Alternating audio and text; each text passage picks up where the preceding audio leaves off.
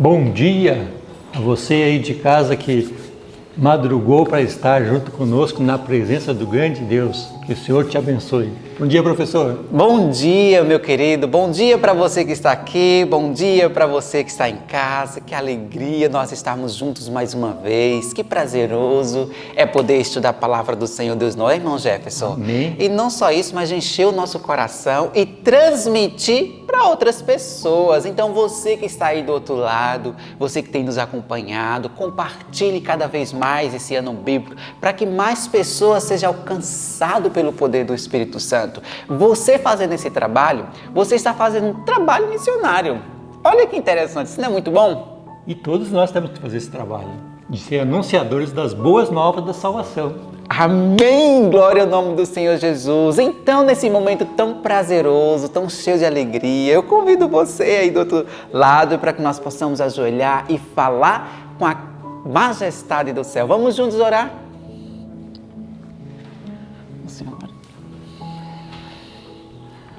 Amado Deus, Pai Todo-Poderoso, que alegria estarmos na Tua casa, aqui em oração, buscando a Tua presença. Que a bênção do Senhor esteja enchendo o nosso coração nesta manhã, ao termos contato com a Tua Santa Palavra, que essas bênçãos sejam atinja todos os nossos queridos que estão nos ouvindo nesse momento, assistindo, que eles também possam partilhar das bênçãos do céu. Oramos por Jesus. Amém. Muito bem, chegou o momento que eu gosto muito, irmão Jefferson, que é cantar ao Deus eterno. Eu fico pensando como é que os anjos lá nesse momento estão cantando ao Senhor Deus, louvando a majestade do céu, e nós aqui também na terra, nós temos que fazer isso, encher o trono da graça com muitos louvores. Louvado seja Deus por isso. E qual é o hino que nós vamos cantar hoje, irmão? Encheremos nosso coração com o hino 226, é amanhã no coração. Amém! Vamos cantar juntos?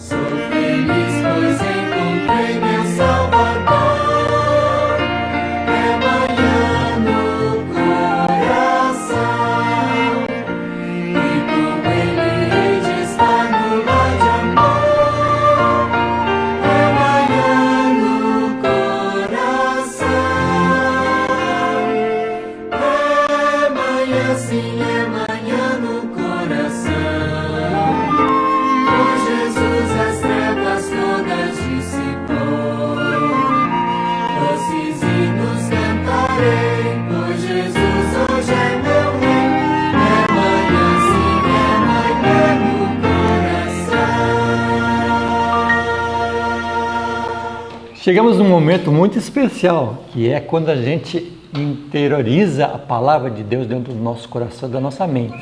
E hoje nosso texto está no livro de Efésios 6, do 10 ao 18. E hoje é um pouco grande, né? Um texto muito enriquecedor, porque vai te ajudar a estar armado contra quem? Contra Satanás. Não é muito importante esse texto? Então o texto hoje, ele é muito cheio de esperança e de, que mais? De amor com as pessoas. Então, nesse momento, vamos lá junto aí você decorar esse texto que está lá em Efésios 6, do 10 ao 18. Que você possa meditar e decorar durante o dia de hoje. Vamos lá, irmão Jefferson, o senhor pode fazer a contagem aí para nós? 1, 2, 3. Efésios 6, do 10 ao 18. No demais, irmãos meus, fortalecei-vos no Senhor e na força do seu poder. Revesti-vos de toda a armadura de Deus, para que possais estar firmes contra as astutas ciladas do diabo. Porque não temos que lutar contra a carne e o sangue, mas sim contra os principados, contra as potestades, contra os príncipes das trevas deste século, contra as hostes espirituais da maldade nos lugares celestiais. Portanto, tomai toda a armadura de Deus, para que possais resistir no dia mau, e havendo feito tudo, ficar firmes.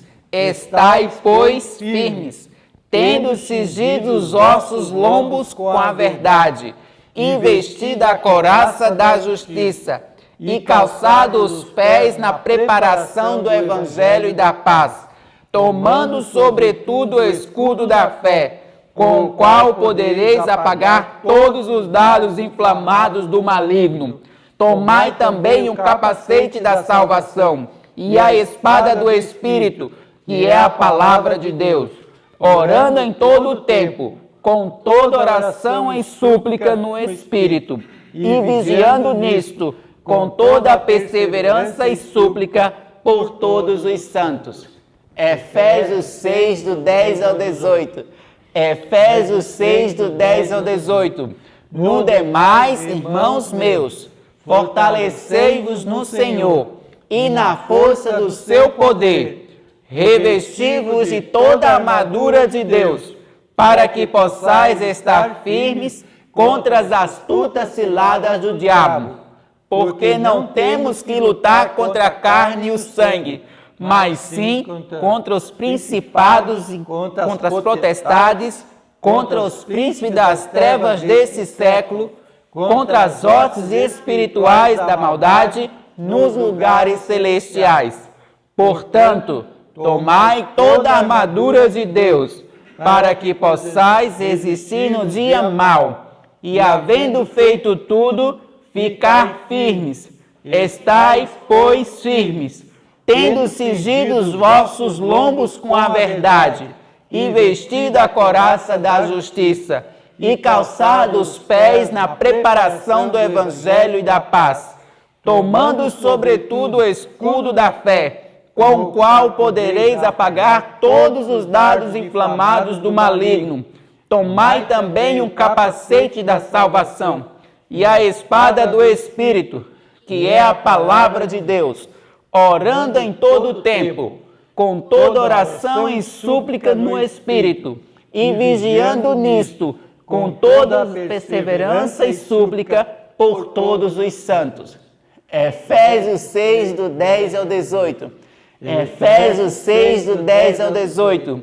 No demais, irmãos meus, fortalecei-vos no Senhor e na força do seu poder.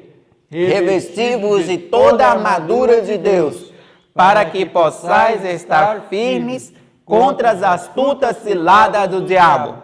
Porque não temos que lutar contra a carne e o sangue, mas sim contra os principados, contra as potestades, contra os príncipes das trevas deste século, contra as hostes espirituais da maldade nos lugares celestiais. Portanto, tomai toda a armadura de Deus, para que possais resistir no dia mau, e havendo feito tudo, ficar firmes. Estai, pois, firmes, tendo cingido os vossos lombos com a verdade, e vestida a couraça da justiça, e calçado os pés na preparação do evangelho e da paz, tomando sobretudo o escudo da fé, com o qual podereis apagar todos os dardos inflamados do maligno. Tomai também um capacete da salvação e a espada do Espírito, que é a palavra de Deus, orando em todo o tempo, com toda oração e súplica no Espírito, e vigiando nisto, com toda perseverança e súplica por todos os santos. Efésios 6, do 10 ao 18. Amém! Conseguimos! É grande, mas conseguimos. Você não desista de decorar esse texto. E nesse momento eu mando um abraço para você que está em casa, aqueles que nos acompanham, que o Espírito de Deus possa te fortalecer. E convido você agora a estudar conosco o ano bíblico. Um bom dia para você. Bom dia e que tenha um bom estudo. Bom dia, Escola de Profetas. Bom dia, você que está em casa. Que privilégio estarmos aqui na casa do Senhor para juntos ouvirmos a sua voz através daquilo que Ele falou ao nosso coração individualmente e nesse momento coletivamente. Eu gostaria de me apresentar, o meu nome é Thaíse, eu sou missionária da Escola de Profetas, sou formada na 10ª turma em 2018 e já tive a oportunidade de ir lá para cá trabalhar em algumas cidades aqui do Pernambuco, em Calçado, em Manari, Paranatama, Calumbi e atualmente eu me encontro em Brejinho. E lá nós estamos dando início a um trabalho de formação de grupo, plantio de igreja e eu trabalho juntamente com a Laísa, que está aqui ao meu lado. Bom dia, digníssimos do Senhor. Que prazer saber que você está nos assistindo. O meu nome é Laísa, eu sou a Laísa, que trabalho com a Thaíse. Um nome bem parecido, né? Só muda a primeira letra. Mas, como a Thaís falou, nós trabalhamos juntas na cidade de Brejinho e eu ainda estou estagiando. Sou missionária, mas estou estagiando ainda. No final do ano, se Deus quiser, eu me formo. Mas essa é a segunda cidade em qual estou trabalhando. A primeira foi Itapetim e agora estou tendo a oportunidade de servir a Deus em outro campo. Amém. E nessa madrugada nós tivemos a bênção de poder estudar os capítulos 47 ao 49 do livro de Isaías. E também Lucas 4, do 1 ao 13, e o Desejado de Todas as Nações, capítulo 13. Então, para iniciarmos a recapitulação dos nossos estudos, vamos fazer uma oração? Convidar a presença do nosso Deus para participar desse momento. Senhor, nosso bom Deus e querido Pai, queremos te agradecer, Senhor, pela oportunidade de conhecer e nos aproximar mais ainda de Ti. Peço nesse momento, Senhor Deus, que o Senhor faça com que nós entendamos mais ainda o Teu amor. Que nós venhamos, Senhor Deus, Te adorar realmente por meio desse estudo. Que venhamos, Senhor, apresentar ao mundo também o caráter do Senhor. Peço que em nome de Jesus se faça aqui presente conosco. E que a Tua luz, Senhor Deus, brilhe mais ainda em nós para que assim possamos brilhar no mundo. Amém. Peço isso em nome de Jesus. Amém. Amém. Aqui no capítulo 47 de Isaías, nós encontramos então o anúncio da queda de Babilônia. Nestas palavras, o profeta Isaías se dirige a esta nação e a este povo, em nome do Senhor, para trazer a eles um anúncio de juízo sobre esta nação. E nesse capítulo nós podemos ver então, pela história nós sabemos que Deus utilizou Babilônia, Nabucodonosor, através dessa nação, para trazer juízo ao seu povo. Mas o objetivo de Deus não era apenas trazer o juízo ao seu povo que estava em desobediência. Deus também tinha um objetivo em relação à própria nação babilônica, que era alcançar este povo também, que era livrá-los da idolatria e da apostasia moral e social em que eles se encontravam. Só que nós podemos observar que ao longo do capítulo, Deus mostra que essa nação cresceu em orgulho e em altivez. E isso acabou impedindo que eles também recebessem as bênçãos de Deus. E aí Deus então profere uma mensagem de juízo contra eles. E no verso 5, Deus começa dizendo: assenta-te calada e entra nas trevas, ó filha dos caldeus, porque nunca mais serás chamada senhora de reinos. Muito me agastei contra o meu povo, profanei a minha herança e os entreguei na tua mão. Porém não usaste com eles de misericórdia, e até sobre os velhos fizeste muito pesado o teu jugo. Nós sabemos que foi o próprio Deus quem enviou Babilônia até os judeus para que os levasse cativos. Mas com isso, não queria dizer que Deus apoiava a opressão que era cometida ali para com o seu povo.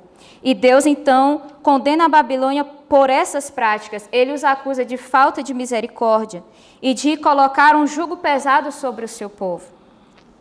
A queda de Babilônia representa o destino de toda aquela nação ou toda aquela pessoa que permite-se engrandecer em si mesma e não reconhece que a sua salvação está unicamente em Cristo.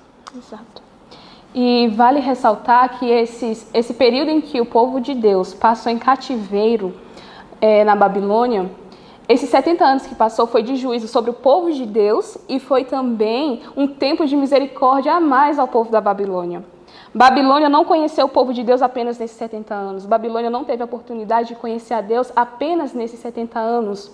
Mas esse foi o prazo final para a Babilônia, dizendo assim: filho, aqui está o que eu quero que você faça. Mas Babilônia não conseguiu compreender.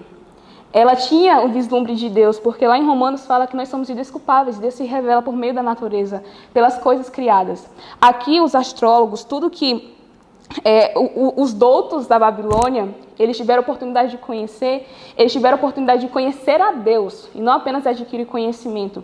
E porque esse conhecimento que eles adquiriram e eles empregaram de maneira errada, fez com que eles se ensoberbecessem, que eles se elevassem e que não fosse glorificado o nome de Deus. Esses 70 anos foi ali a misericórdia de Deus sendo estendida na Babilônia, e eles rejeitaram isso.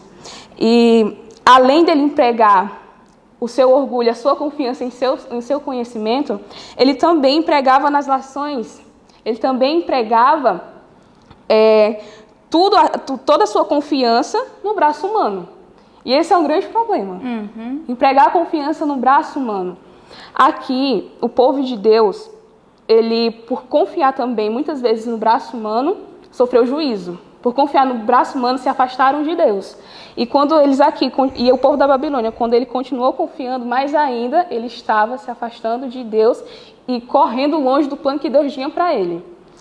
E esse descaso que Babilônia fez, para ter conhecimento de Deus e apenas se reduzir ao que eles acreditavam, fala no verso 11 o seguinte: por isso virá sobre você uma desgraça que você não saberá afastar. Ai, professora, errei de novo.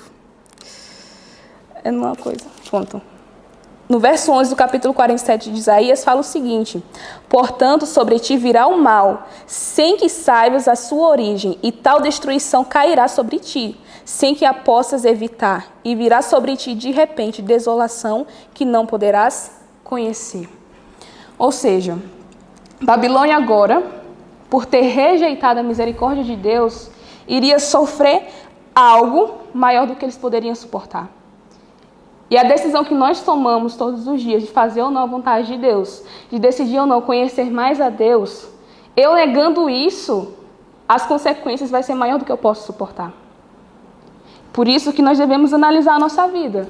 Será que o que eu estou adquirindo, o que eu estou buscando, a vida que eu estou levando está me aproximando mais de Deus ou está fazendo com que eu me desvie? E o desvio, a escolha que nós fazemos vai trazer consequências que nós não iremos aguentar. O nosso lombo não é cingido para isso, para viver uma vida, para sofrer consequências sem a misericórdia de Deus. E o verso 15 diz: assim serão para contigo aqueles com quem trabalhaste, os teus negociantes desde a tua mocidade, cada qual irá vagueando pelo seu caminho, ninguém te salvará. Que triste o término dessa mensagem, e fica para nós uma reflexão também com relação ao que aconteceu com Babilônia.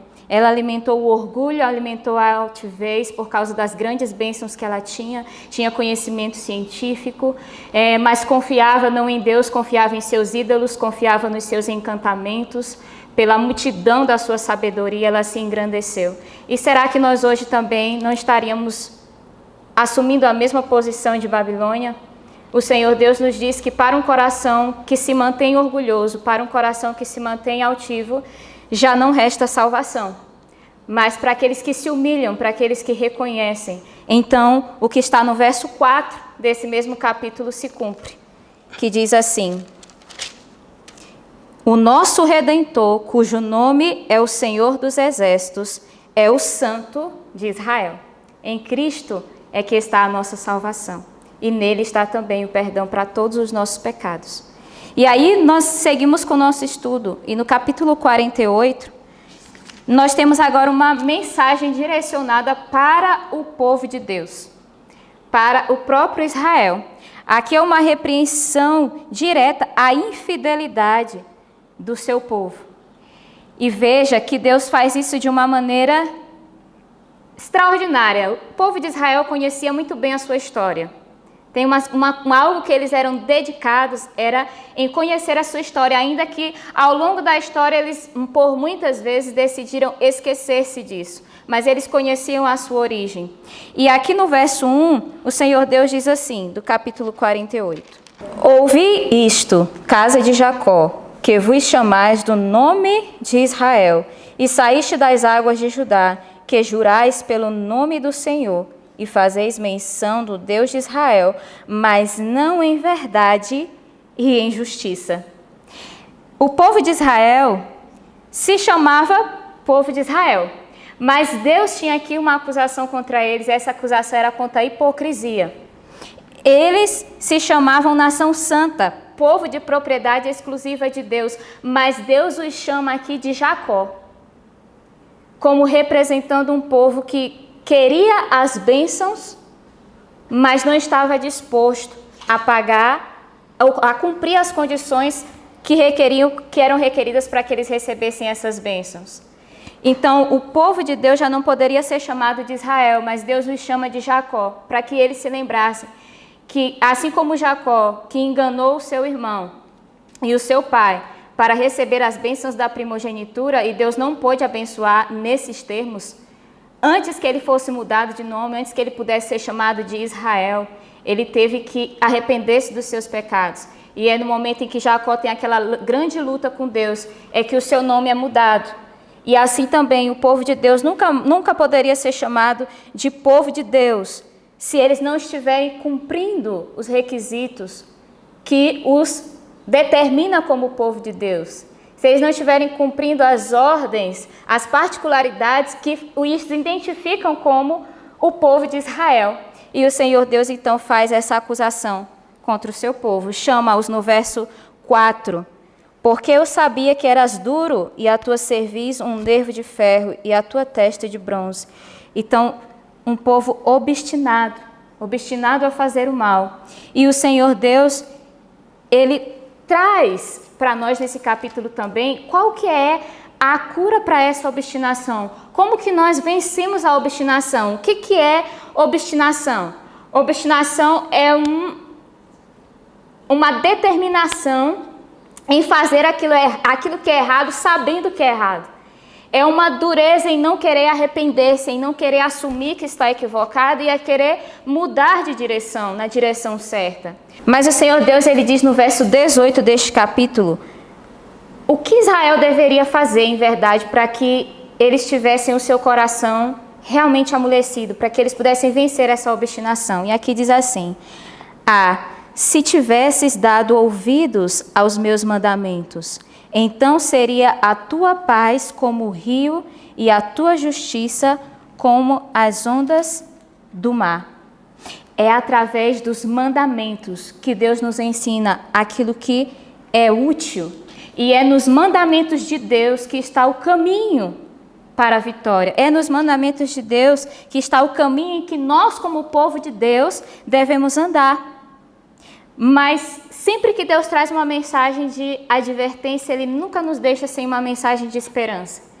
E Deus termina esse capítulo, repreende duramente o seu povo, mas traz para eles uma mensagem de redenção, uma mensagem de salvação. E essa mensagem também é para mim e para você. Porque em muitas vezes nós agimos obstinadamente contra o Senhor. Quantas vezes sabemos aquilo que nós devemos fazer e fazemos o contrário? E o Senhor Deus nos convida para nos voltarmos para a sua palavra, porque voltarmos para os seus mandamentos e permitirmos que Ele nos quebre, assim como Ele quebrou Jacó, para que Israel pudesse nascer. Assim também o Senhor Deus Ele deseja quebrar a nossa dureza de coração, para que possa nascer um povo que realmente reflita o seu caráter. E Ele diz nos versos 20 e 21, assim: Saí de Babilônia, fugi de entre os caldeus, e anunciai com voz de júbilo. Fazei ouvir isso e levai-o até ao fim da terra. Dizei: o Senhor remiu a seu servo Jacó. E não tinham sede quando os levava pelos desertos. Fez-lhes correr água da rocha. Fendeu a rocha e as águas correram. E é isso que o Senhor Deus deseja fazer conosco também. Ele deseja nos conduzir neste deserto, nos conduzir nessa estrada. E Ele espera que nós entendamos que a nossa única segurança está em confiar em seu braço e não no braço humano. E que nós precisamos também permitir que o Senhor nos discipline, que o Senhor nos ensine, que Ele nos quebre para que Ele possa nos refazer novamente. E só assim é que nós experimentaremos a remissão que o Senhor Deus tem para nos entregar. Muito bem. E aqui no capítulo 49, revela que o servo do Senhor é a luz do mundo e a luz dos gentios. E é interessante notar que o povo de Deus, ele tinha uma identidade de povo de Deus, nação santa. Mas eles iriam conservar isso por meio de quê? Da obediência a Deus. Esse era um dos meios. E ao ler esse capítulo, o capítulo anterior e esse que se segue, a gente pode observar que eles perderam isso. Ao longo do tempo foram perdendo isso. Mas Deus, Ele não precisa de uma nação inteira para atuar. Deus, Ele não precisa de um país inteiro, de uma igreja inteira para atuar. Ele precisa apenas de servos fiéis. E aqui no versículo 1 do capítulo 49 de Isaías, fala o seguinte: Ouvi-me, ilhas, e escutai-vos, povos de longe. O Senhor me chamou desde o ventre, desde as entranhas de minha mãe, fez menção ao meu nome. E isso ele está colocando em relação a Isaías. E no verso 3 fala outra coisa para complementar. E me disse: Tu és meu servo, és Israel, aquele por quem hei de ser glorificado. O povo de Deus, Israel, foi chamado para glorificar o nome de Deus. Só que aquela nação a qual deveria glorificar o nome de Deus não fez jus à sua própria. E agora, nesse momento, Isaías estava para representar uma nação toda. Não era a nação de Jacó, não era a nação de Israel, mas representar a nação de Deus, o povo de Deus. E o povo de Deus, ele glorifica a Deus, ele representa a Deus quando é fiel. E Isaías aqui, ele foi chamado de nação. E o interessante é que eu lembrei até de Jonas. Jonas, ele foi pregar em um povo que não conhecia Deus. Ele foi o único profeta ali que ele foi pregar a uma nação, sozinho ali. E o que é que acontece? Ele estava representando o povo de Deus. Isaías também aqui estava representando todo o povo de Deus, apenas por sua fidelidade. E esse é o chamado que Deus tem para cada um de nós. Independente se o coletivo não faz, eu como indivíduo, como servo do Senhor, tenho que fazer. Independente se eu não consigo, por mais que eu acredite que eu não consiga, Deus fez esse chamado para mim, fez esse chamado para você. E Ele quer que a gente seja luz, que a gente honre ao nome dEle. E aqui, a partir do verso 5 e o verso 6 do capítulo 49 de Isaías, podemos observar que Deus não chamou Isaías apenas para ser luz entre o próprio povo que tinha perdido a imagem de Deus. Mas ele era para ser luz a todos, a quem não conhecia e a quem conhecia. A quem não teve a oportunidade ainda de ter recebido a luz e aqueles que tiveram. O chamado de Isaías não era apenas para pregar. O chamado de Isaías era para ser servo, servo de Deus. Porque ali o que estava em jogo era a honra e a glória de Deus. Nós fomos criados para glorificar o nome de Deus. O ser humano foi feito à imagem e semelhança de Deus, mas por conta do pecado perdeu isso. E Deus quer restaurar essa imagem e semelhança em nós. Mas isso só vai ser por minha obediência, por amor a Deus, com a minha religação com Deus. E servir a Deus, buscar ser servo de Deus, fazer a obra que Deus deu a cada um, que é ser servo dele, é pregar ao mundo, dar a oportunidade de todos conhecer aquilo que está no verso 16 do capítulo 49. Eis que nas palmas das minhas mãos eu te gravei. Nas palmas da mão de Cristo, o nome de todo ser humano foi gravado. E muitos desconhecem isso ou desconhecem o valor. E esse é o nosso chamado. E nós, ao cumprirmos o nosso chamado, ao buscar fazer a missão que Deus nos deu, Deus ele vai implantar o caráter dele em nós. É com a nossa religação com Deus. E isso é só por meio do amor a Deus e a obediência. E isso é um dever que todo ser humano tem que fazer. Todo ser humano que se dispôs a conhecer a verdade. É verdade. E eu queria só levantar um ponto aqui no verso 18, que eu achei muito lindo quando eu li esse verso. E me mostrou a grandiosidade daquilo que Deus quer fazer através de nós, daquilo que só Ele pode fazer através de nós. O verso 18 diz assim: levanta os teus olhos ao redor e olha. Todos estes que se ajuntam vêm a ti. Vivo eu, diz o Senhor, que de todos estes te vestirás como de um ornamento e te cingirás deles como noiva. Que lindo! O ornamento da igreja de Deus, o ornamento da minha vida como membro, o ornamento da sua vida, meu irmão que está em casa, de vocês, meus irmãos que estão aqui na Escola de Profetas, será uma vida de serviço. Esse é o mais lindo ornamento, é esse ornamento, uma vida de serviço que revela o caráter de Jesus, serviço abnegado. É isso que Deus olha para nós e nos vê como uma noiva bem adornada para o seu esposo. É as vestes da justiça de Cristo que nos torna servos e que traz, através desse serviço, traz através dessa obra, milhões de pessoas, milhares de pessoas no mundo todo que também aceitam essa mensagem, que também dizem: eu quero ser a imagem e semelhança do Deus que me criou. Quer você também ter a imagem de Deus restaurada em você e na sua vida, na sua família? Saiba que esse é o propósito de Deus e nada menos do que isso. E o Senhor Deus, Ele fará de tudo para que isso aconteça na minha e na sua vida. E que nós estejamos dispostos a deixar que o Senhor Deus trabalhe conosco nesta maneira. Amém. E agora vamos partir para o capítulo 13 do livro Desejado de Todas as Nações e o capítulo 4 do livro de São Lucas. Aqui no capítulo 4 do livro de Lucas, vem falando em relação à tentação de Jesus. E o interessante é que nós podemos perceber que essa tentação, ela vem seguida após o batismo de Jesus, em que Deus confirma ali que Jesus é o seu Filho amado, a quem ele se compraz. E a tentação que Jesus sofreu aqui foi apenas uma tentativa de Satanás para que Jesus desacreditasse naquilo que Deus já tinha falado para ele. Era apenas de mudar a convicção de Cristo. E os passos que se deu aqui, a gente pode observar que Jesus saiu vitorioso. Mas tem muita coisa ainda que nós precisamos analisar. Nós vamos analisar isso com base na Bíblia e no espírito de profecia.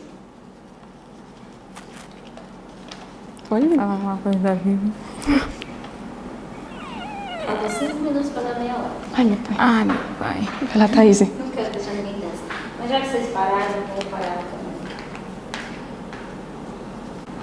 também. Gravando. E aqui no capítulo 4 do livro de Lucas, o verso 3 vem falando a forma que Satanás veio tentar a Jesus, que fala o seguinte: e disse-lhe o diabo: se tu és filho de Deus, dize a esta pedra que se transforme em pão. Aqui a gente vê não apenas a forma que Satanás foi tentar a Cristo, mas também a forma que ele tenta enganar. Ele foi tentar a Cristo não pela fome de Jesus. Ele foi tentar a Cristo para ver se Cristo cedia ali um pouquinho. Se tu é filho de Deus, Faz isso. E podemos observar aqui que essa é uma maneira que Satanás tenta muito nos enganar hoje. Satanás usou aquilo que estava escrito. Satanás usou aquilo que Deus já tinha falado. Deus ele tinha falado, assim que Jesus foi batizado pelo Espírito Santo, que ele era o seu filho amado, a quem ele se compraz. E aqui Satanás estava pondo à prova. Se tu é filho de Deus, faze isso. E no livro O Desejar de Todas as Nações, vem trazendo uma luz, uma explicação a mais em relação a isso. Fala o seguinte: mas novamente a tentação é introduzida com a insinuação de desconfiança. Se tu és o Filho de Deus, Cristo foi tentado a responder ao si. Obteve-se, porém, da mais leve aceitação da dúvida, não pôr em risco sua vida para dar a Satanás uma prova. O tentador pensava aproveitar-se da humanidade de Cristo e incitou a presunção. Satanás ele apenas fez insinuações. E é isso que ele faz com a gente também, lança insinuações. Mas a dúvida, o pecar, vai ser apenas a correspondência a abraçar essas insinuações. Ele não coloca diretamente o pecado à mostra, ele apenas oferece ali, ó, tem essa opção a você fazer. Tem isso a você fazer. E tudo aquilo que foge do que Deus já deixou escrito, já deixou estabelecido, vem por obra de Satanás. E nós vimos também na leitura de hoje, do capítulo 13, o Desejar de Todas as Nações, tem um parágrafo que começa: o tentador jamais nos poderá compelir a praticar o mal. Não pode dominar as mentes a menos que se submetam a seu controle. A vontade tem que consentir, a fé largar sua segurança em Cristo, antes que Satanás possa exercer domínio sobre nós. Que sério isso? Aqui mostra que na tentação está envolvida, para que ela se consuma em pecado, é necessário que haja uma rendição da própria vontade do ser humano, porque Satanás ele pode nos tentar, mas ele jamais pode nos obrigar a pecar. O pecado sempre é uma escolha individual, minha. Mas na tentação ele tem o seguinte objetivo, que é de fazer com que a nossa própria vontade pecaminosa seja rendida, que nós nos rendamos à nossa própria vontade pecaminosa. E na tentação também ele nos tenta agir com presunção, que é justamente esse abandono da fé na justiça de Cristo. Como diz aqui, ó, largar a fé, largar sua segurança em Cristo antes que Satanás possa exercer domínio sobre nós. A fé largar a segurança em Cristo é exatamente o que Satanás estava tentando levar Cristo a fazer. Largar a sua segurança, abandonar a sua segurança naquilo que Deus havia dito para ele. E Deus havia dito para ele que ele era o Filho amado de Deus, em quem Deus sentia grande alegria. E através daquela tentação, Satanás pretendia então tirar a identidade de Cristo. E é da mesma maneira que ele age conosco. Através da tentação ele tenta tirar a nossa identidade. E ela nos traz algo muito interessante sobre fé e presunção. Existe uma diferença muito tênue entre essas duas coisas. E a gente precisa entender para saber se nós não estamos agindo presunçosamente e chamando isso de fé. Porque ela diz que a presunção é a falsificação da fé. Isso mostra que é uma linha muito tênue entre uma coisa e outra. E fé é cumprir, de maneira simplificada, fé é cumprir o que Deus pede, independente do resultado. É você obedecer aquilo que Deus diz, é nós fazermos o que o Senhor manda, do jeito que Ele manda, independente do resultado, seja sucesso ou insucesso, se é que se pode falar assim sobre fazer a vontade de Deus. Mas eu creio que vocês estão me entendendo quando eu falo de não ter sucesso, é quando algo não sai da maneira como nós esperávamos, o resultado talvez não é como nós imaginamos, nossas expectativas não são alcançadas. Mas o que vale mais é ter nossas expectativas alcançadas ou fazer aquilo que o Senhor Deus nos pede, da maneira como Ele pede, e termos a certeza de que o resultado, independente qual for, será um resultado de sucesso, porque vem da obediência explícita à vontade de Deus. E o que seria a presunção? A presunção seria descumprir o que Deus pede, crendo na promessa de perdão. E eu chamo isso de se apropriar indevidamente da graça de Deus, da graça de Cristo. Porque, queridos, se nós já temos orientações claras com relação ao estilo de vida que nós devemos ter, se nós já temos orientações claras com relação à adoração que nós devemos ofertar a Deus, por que nós abrimos concessões em relação a isso? Ou em qualquer área da nossa vida, seja na nossa casa, seja dentro da igreja, porque ser cristão é o estilo de vida, envolve todas as áreas, financeira, casamento, educação dos filhos. E se nós já temos orientações tão claras, tanto na Bíblia, quanto através da nossa irmã Ellen White, sobre a maneira como nós devemos viver, abrir concessões é agir presunçosamente. Abrir concessões, chamando para si, reclamando para si a promessa do perdão, a promessa do amor de Deus, a certeza do amor de Deus. O Senhor Deus nos diz nesse capítulo, Ele falou para mim nesse capítulo de maneira muito clara, que isso é agir presunçosamente. E quando isso acontece, eu posso até alcançar as minhas expectativas. Eu posso até, diante dos homens, parecer alguém de sucesso. Mas eu fui derrotada pelo inimigo de nossas almas. Porque o objetivo da tentação, a senhora White diz, os reinos deste mundo eram oferecidos a Cristo. Diz assim, os reinos deste mundo eram oferecidos a Cristo por aquele que se revoltara no céu, com o fim de comprar-lhe a homenagem aos princípios do mal. Mas ele não seria comprado, viera para estabelecer o reino da justiça e não renunciaria a seu desígnio. Com a mesma tentação, aproxima-se Satanás dos homens e tem aí mais êxito do que obteve com Jesus. Oferece-lhes o reino deste mundo, sob a condição de lhe reconhecerem a supremacia. Exige que sacrifiquem a integridade, desatendam a consciência, condescendam com o egoísmo. Mas lá embaixo diz assim, não te deixes levar por extravagantes ideias de honestidade ou abnegação.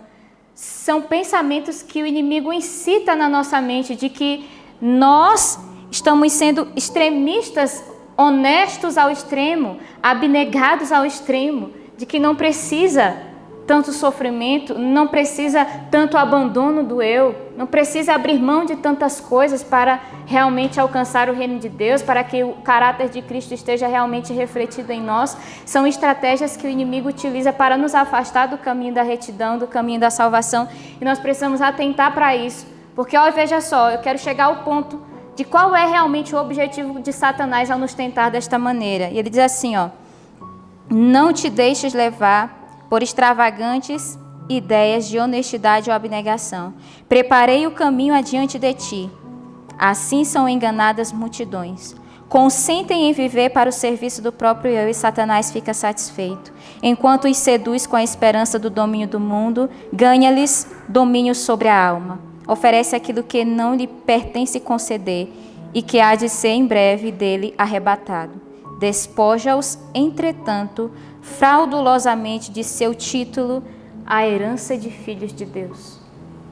A mesma coisa que Satanás tentou fazer com Cristo no deserto, é a mesma coisa que ele faz comigo e faz com você.